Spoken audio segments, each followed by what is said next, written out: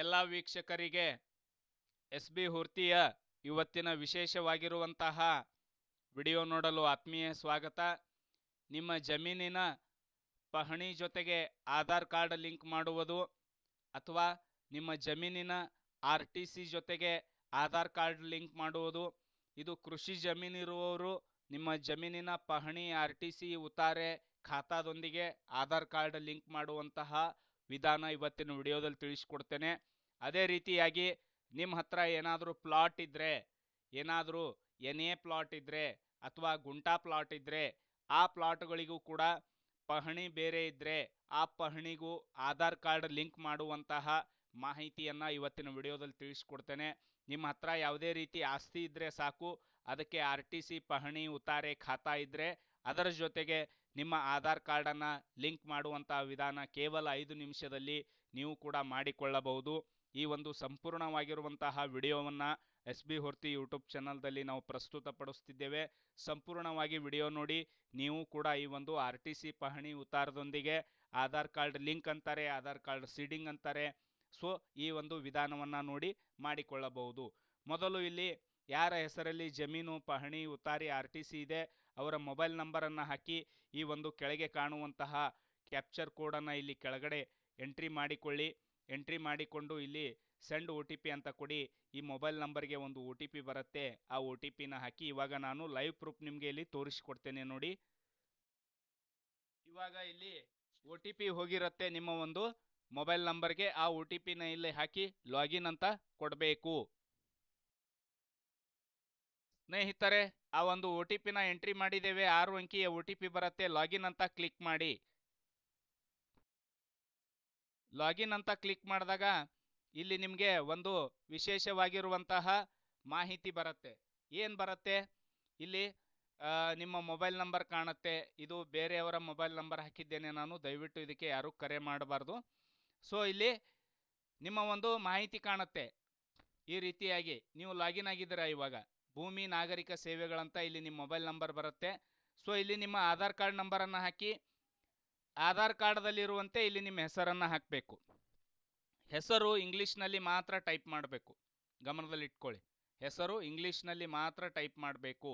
ಇಲ್ಲಿ ನಿಮ್ಮ ಆಧಾರ್ ಕಾರ್ಡ್ನ 12 ಅಂಕಿ ನಂಬರ್ನ ಹಾಕಬೇಕು. ನೆಕ್ಸ್ಟ್ ಈ ಒಂದು ಬಾಕ್ಸನ್ನು ಕ್ಲಿಕ್ ಮಾಡಬೇಕಾಗತ್ತೆ.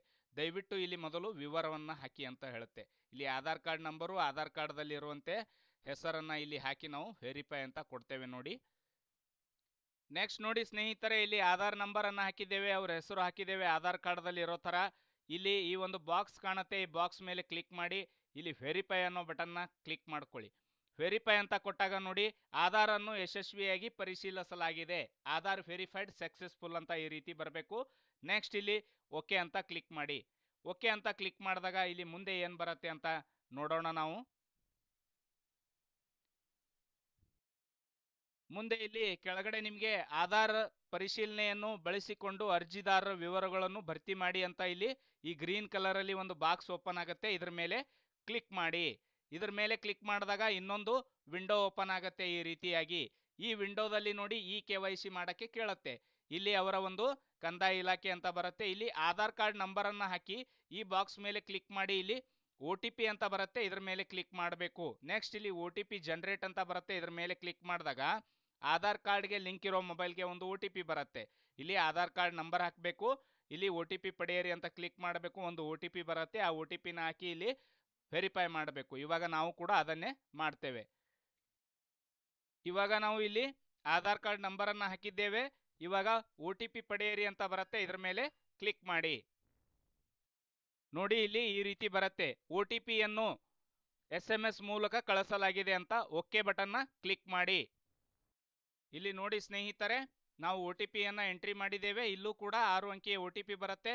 ಸಲ್ಲಿಸಿ ಅಂತ ಬಟನ್ ಬರುತ್ತೆ, ಇಲ್ಲಿ ಕ್ಲಿಕ್ ಮಾಡಿ. ಸಲ್ಲಿಸಿ ಮೇಲೆ ಕ್ಲಿಕ್ ಮಾಡಿ, ಸಬ್ಮಿಟ್ ಮೇಲೆ ಕ್ಲಿಕ್ ಮಾಡಿ. ನೆಕ್ಸ್ಟ್ ನೋಡಿ ಸ್ನೇಹಿತರೆ, ಇಲ್ಲಿ ನಿಮ್ಮ ಆಧಾರ್ ಕಾರ್ಡ್ದಲ್ಲಿರೋ ಥರ ನಿಮ್ಮ ಹೆಸರೆಲ್ಲ ಓಪನ್ ಆಗುತ್ತೆ. ನಿಮ್ಮ ಹೆಸರು, ನಿಮ್ಮ ಆಧಾರ್ ನಂಬರು, ಮೊಬೈಲ್ ನಂಬರು, ನಿಮ್ಮ ಜೆಂಡರು, ನಿಮ್ಮ ಪಿನ್ ಕೋಡು, ಅಡ್ರೆಸ್ಸು ಎಲ್ಲ ಓಪನ್ ಆಗುತ್ತೆ. ಕೆಳಗಡೆ ಇಲ್ಲಿ ನಿಮ್ಮ ಫೋಟೋ ಕೂಡ ಬರುತ್ತೆ, ನೋಡ್ಬೋದು. ಇದಾದ್ಮೇಲೆ ಇಲ್ಲಿ ಏನ್ ಮಾಡಬೇಕು?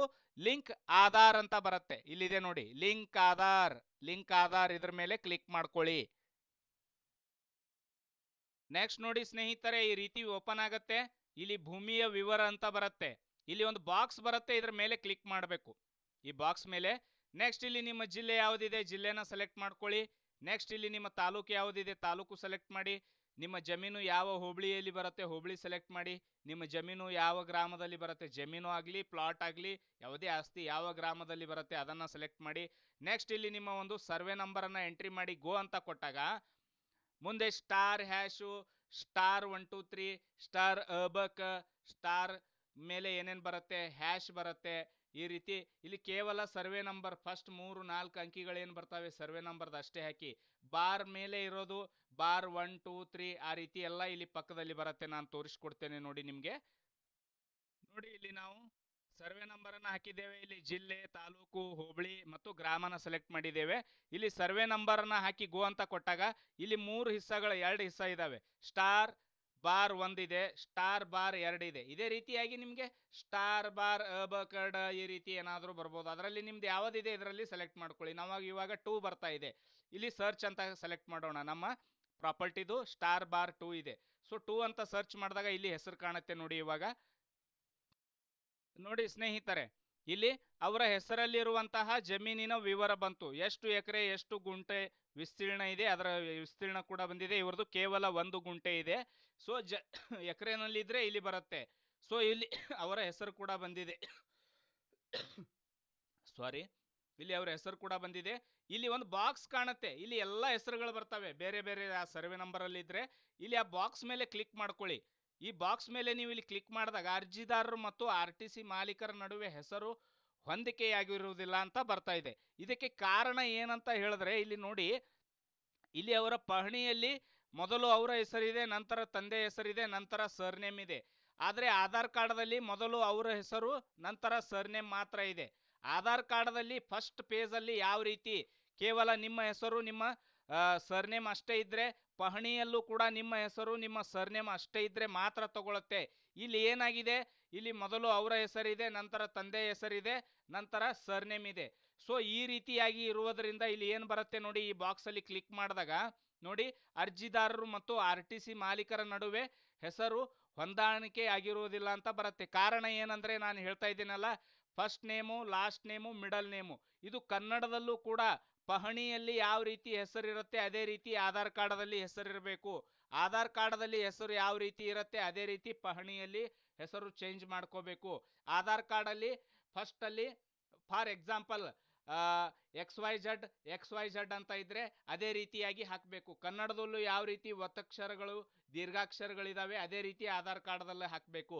ಪಹಣಿಯಲ್ಲಿರುವಂಥ ಹೆಸರು ಆಧಾರ್ ಕಾರ್ಡಲ್ಲಿ ಇರುವಂಥ ಹೆಸರು ಎರಡು ಕನ್ನಡದಲ್ಲಿ ಮತ್ತೆ ಇಂಗ್ಲಿಷ್ನಲ್ಲಿ ಸೇಮ್ ಇದ್ರೆ ಮಾತ್ರ ಈ ಬಾಕ್ಸ್ ಮೇಲೆ ಕ್ಲಿಕ್ ಮಾಡಿದಾಗ ಇಲ್ಲಿ ನಿಮಗೆ ಸಕ್ಸಸ್ಫುಲ್ ಅಂತ ಬರುತ್ತೆ, ಹೊಂದಾಣಿಕೆ ಆಗಿದೆ ಅಂತ ಬರುತ್ತೆ. ನೆಕ್ಸ್ಟ್ ಇಲ್ಲಿ ಲಿಂಕ್ ಅಂತ ಒಂದು ಆಪ್ಷನ್ ಬರ್ತಾ ಇದೆ ನೋಡಿ.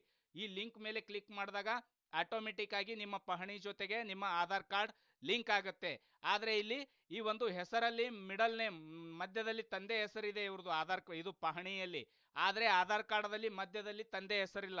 ಅದಕ್ಕೆ ಇದು ಈ ರೀತಿಯಾಗಿ ನಿಮಗೆ ಏನು ಬರ್ತಾ ಇದೆ, ಹೊಂದಿಕೆಯಾಗಿರುವುದಿಲ್ಲ ಅಂತ ಬರ್ತಾ ಇದೆ. ಸೊ ಈ ವಿಷಯ ಮಾತ್ರ ಗಮನದಲ್ಲಿ ಇಟ್ಕೊಳ್ಳಿ. ಮೊದಲು ಅವರ ಪಹಣಿ ಪ್ರಿಂಟ್ ತೆಗೆಯಿರಿ, ಹಾಗೂ ಅವರ ಪಹಣಿಯಲ್ಲಿ ಇರುವಂಥ ಹೆಸರು ಆಧಾರ್ ಕಾರ್ಡಲ್ಲಿ ಇರುವಂಥ ಹೆಸರು ಇಂಗ್ಲಿಷ್ನಲ್ಲಿ ಕನ್ನಡದಲ್ಲಿ ಸೇಮ್ ಇದ್ರೆ ಮಾತ್ರ ಈ ಒಂದು ಪ್ರೊಸೆಸ್ ಮಾಡಿ. 100% ಇಲ್ಲಿ ಈ ಬಾಕ್ಸ್ ಮೇಲೆ ಕ್ಲಿಕ್ ಮಾಡಿದಾಗ ಇಲ್ಲಿ ಅವರ ವಿವರ ಬರುತ್ತೆ. ಇಲ್ಲಿ ಲಿಂಕ್ ಅಂತ ಕೊಟ್ಟರೆ ಅವರ ಪಹಣಿ ಜೊತೆಗೆ ಅವರ ಆಧಾರ್ ಕಾರ್ಡ್ 100% ಲಿಂಕ್ ಆಗುತ್ತೆ. ದಯವಿಟ್ಟು ಈ ಒಂದು ವಿಡಿಯೋನ ಎಲ್ಲ ನಿಮ್ಮ ಗುಂಪುಗಳಿಗೆ ಎಲ್ಲ ನಿಮ್ಮ ಗ್ರೂಪ್ಗಳಿಗೆ ಎಲ್ಲ ಶೇರ್ ಮಾಡಿ. ಯಾಕಂದರೆ SB ಹುರ್ತಿಯಲ್ಲಿ ಇಂಥ ವಿಶೇಷವಾಗಿರುವಂಥ ವಿಡಿಯೋಗಳು ನಿಮಗೋಸ್ಕರ ತರ್ತಾ ಇರ್ತೇವೆ. ಸೊ ನಿಮ್ಮದು ಆಧಾರ್ ಕಾರ್ಡ್ದಲ್ಲಿ ಪಹಣಿಯಲ್ಲಿ ಸೇಮ್ ಹೆಸರಿದ್ದರೆ ದಯವಿಟ್ಟು ನನಗೆ ಕಮೆಂಟ್ಸ್ ಮಾಡಿ ಅಥವಾ ನನಗೆ ಮೇಲ್ ಮಾಡಿ. ಬೇಕಾದರೆ ನಿಮ್ಮದು ನಾನು ಇಲ್ಲಿ ಲಿಂಕ್ ಮಾಡಿ ಕೊಡ್ತೇನೆ. ನಿಮ್ಮ ಪಹಣಿ ಜೊತೆಗೆ ಆಧಾರ್ ಕಾರ್ಡು ನಿಮ್ಮ ಹೆಸರು ನಿಮ್ಮ ಮೊಬೈಲ್ ನಂಬರ್ ಹಾಕಿ ನನಗೆ ಮೇಲ್ ಮಾಡಿ, ನಾನು ನಿಮಗೆ ಕಾಂಟ್ಯಾಕ್ಟ್ ಮಾಡಿ ನಿಮ್ಮ ಒಂದು ಪಹಣಿ ಜೊತೆಗೆ ಆಧಾರ್ ಕಾರ್ಡ್ ಲಿಂಕ್ ಮಾಡಿ ಕೊಡ್ತೇನೆ. ಸೊ ದಯವಿಟ್ಟು ಈ ವಿಡಿಯೋನ ಎಲ್ರಿಗೂ ಹಂಚಿ, ವಿಡಿಯೋ ನೋಡಿ ಹಾಗೆ ಹೋಗ್ಬಿಡಿ, ಲೈಕ್ ಬಟನ್ ಕೂಡ ಕ್ಲಿಕ್ ಮಾಡಿ.